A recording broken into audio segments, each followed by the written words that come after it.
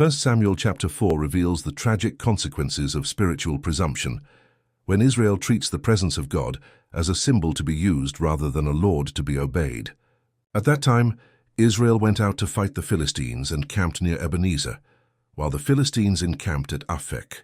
When battle was joined, Israel was defeated, losing about 4,000 men on the field. Shaken by the loss, the elders of Israel asked, "Why has the Lord defeated us today before the Philistines?" But instead of repenting or seeking God's guidance, they devised a plan. They sent for the Ark of the Covenant of the Lord from Shiloh, believing that its presence would guarantee victory.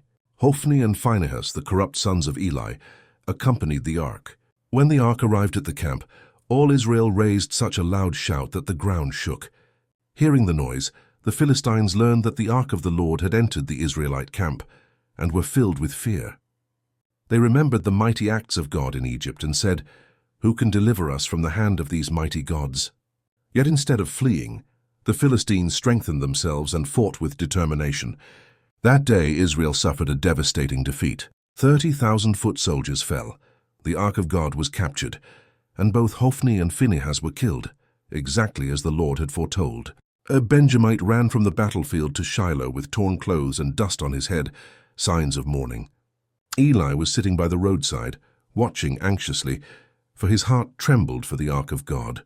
When the messenger arrived, he told Eli of Israel's defeat, the death of his sons, and finally the capture of the Ark. At the mention of the Ark of God, Eli fell backward from his seat, broke his neck, and died. He had judged Israel for 40 years. Phinehas, his wife, who was pregnant, went into labor upon hearing the news. As she lay dying, the women attending her tried to comfort her, telling her she had given birth to a son. But she did not respond. She named the child Ichabod, saying, "The glory has departed from Israel," because the Ark of God had been captured, and her father-in-law and husband were dead. Samuel 4 ends with a sobering truth.